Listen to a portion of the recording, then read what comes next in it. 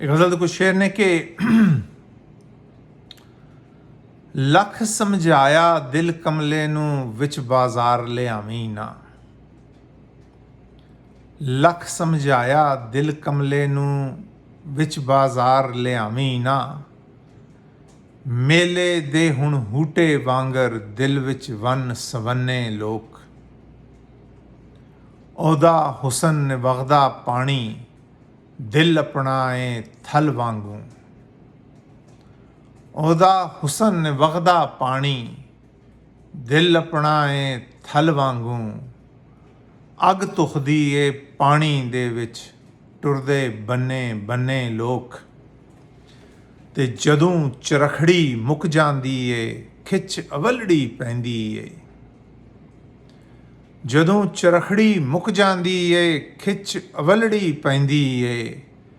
कपियां गुडियां वांगू खावण इधर उधर कन्ने लोक। ते घुट हयाती दा देवण नू अपने आप नू फोख तू कर। घुट हयाती दा देवण नू अपने आप नू फोख तू कर। पेल देवी हुण मस्ती इवें पेलण जिवें गन्ने लोक। ते उमरां दा एक रोग लगाया पिछली रात दे सुफने ने।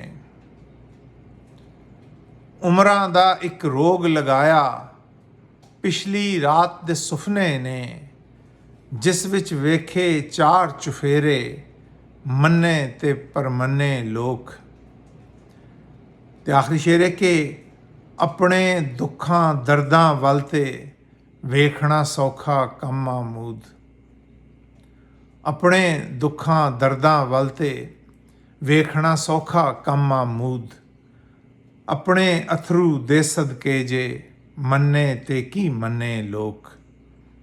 लख समझाया दिल कमले नू विच बाजार ले आवी ना।